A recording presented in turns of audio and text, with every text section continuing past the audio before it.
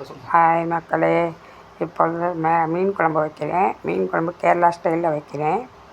First வந்து எண்ணெய் ஊற்றிக்கணும். கடாயில் வெந்தயம், சீரகம், சோம்பு 3 போட்டு வதக்கிக்கணும். ரெண்டாவது வெங்காயம் போடணும், அதை நல்லா வதக்கிக்கணும்.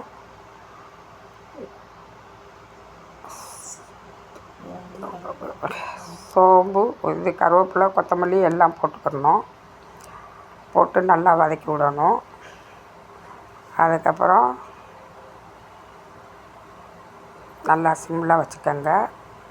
ஏன்னா இது அடுப்பு வந்து வேகமாக எரியக்கூடாது. சிம்மில் வச்சு வதக்கினா தான் நல்லா ப்ரௌன் கலரில் வரும்.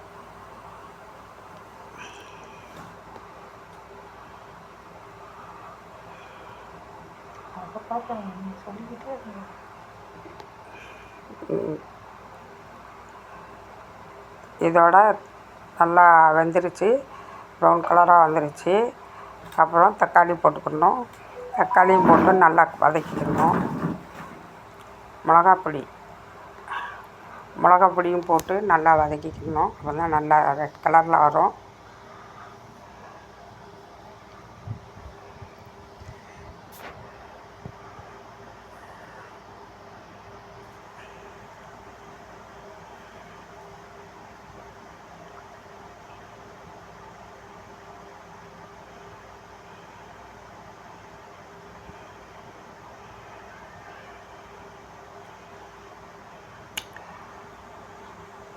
கத்தரிக்காய், முருங்கைக்காய் போடுறது.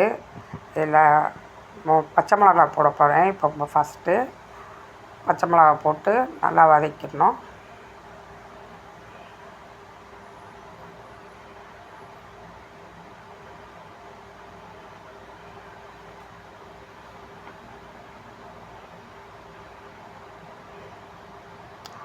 பச்சை மிளகா போட்டு நல்லா வதக்கியாச்சு.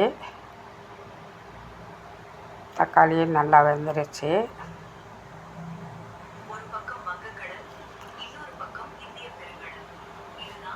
அதுக்கப்புறம் நம்ம வந்து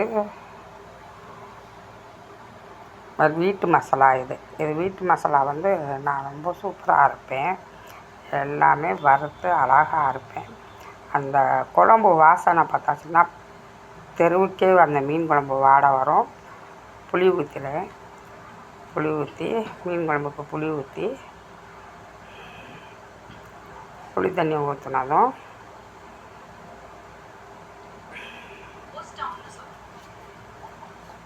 நல்லா வதக்கணும். நல்லா வதக்கிட்டு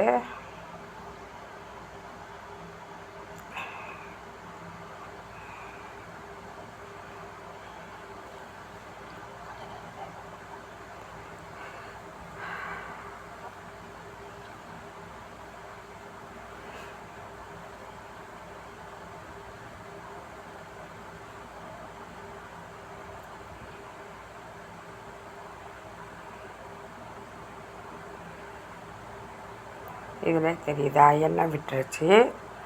நல்லா வதக்கி புளி தண்ணி ஊற்றினதும் எண்ணெய் விட்டுருச்சு. எண்ணெய் விட்டதும் அப்புறம்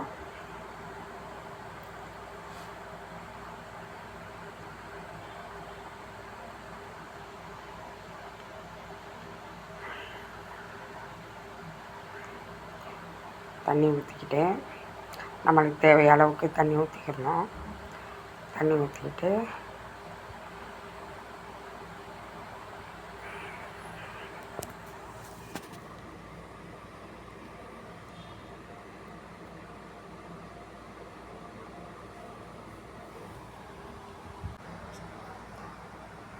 இப்போ வந்து இதில் வந்து எனக்கு கத்தரிக்காய், முருங்கைக்காய் போடணும்னு சொல்லி எங்கள் வீட்டில் உள்ளவங்களுக்கு ஆசை. அதனால் கத்தரிக்காய், முருங்கைக்காய் போட போகிறேன்.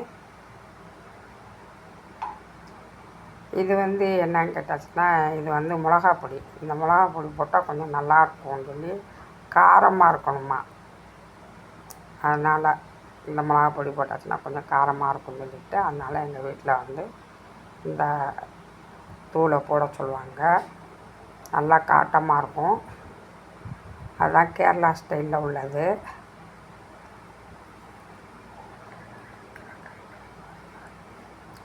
நீங்களும் உங்களுக்கு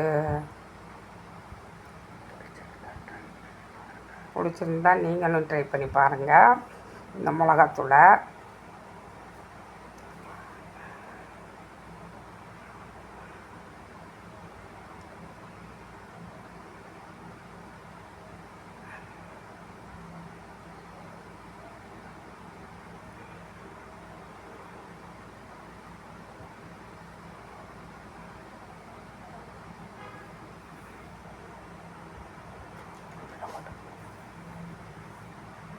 கத்திரிக்காய் முருங்கைக்காய் போடுறேன்.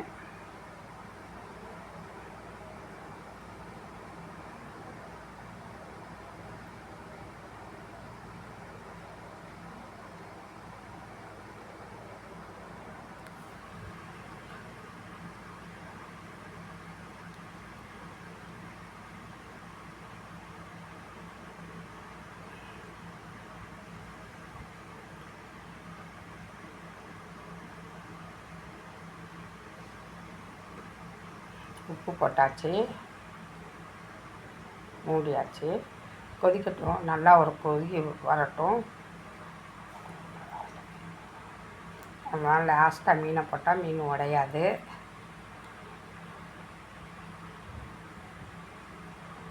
வெங்காயம் அரைச்சி வச்ச வெங்காயம் விழுது போடுறேன்.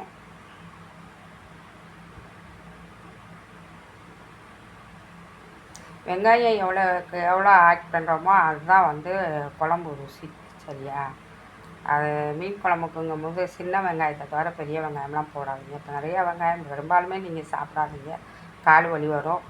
சின்ன வெங்காயம்னா நல்லா இதாக இருக்கும், கால் வலி வராது, சுகருக்கு நல்லது, எல்லாத்துக்கும் நல்லது. மீனை போட்டுட்டேன். மீனை போட்டு கொதிக்க விட்டாச்சு. இதுவே மீன் குழம்பு. வாங்க எல்லோரும் எங்கள் வீட்டுக்கு சாப்பிட.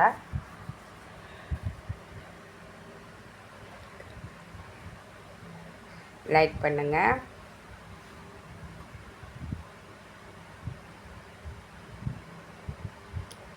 இது என் மக வீட்டுக்கு குழம்பு கொடுத்து விட்ருவேன். ஏன்னு கேட்டாச்சுன்னா அவங்க மீன் குழம்பு வச்சாலாம் நல்லா இருக்காதான். அதனால் என் வீட்டு மீன் குழம்பு இனிமேல் இதை பூரா ஒவ்வொரு வீடாக போயிடும். ஏன்னா மீன் குழம்பு வாசமே பக்கத்தில் காமன் வீடு எல்லார் வீட்டுக்குமே பார்த்து கோப்பை தூக்கிட்டு வர போகிறாங்க. எல்லாமே நம்ம என்ன பண்ணாலுமே மசாலாத்தூளில் தாங்க இருக்குது. மசாலாத்தூள் நம்ம எந்த முறையில். இந்த வீடியோ உங்களுக்கு பிடிச்சிருந்தா லைக் பண்ணுங்கள், சப்ஸ்கிரைப் பண்ணுங்கள், பெல் பட்டனை ஆனில் போடுங்க.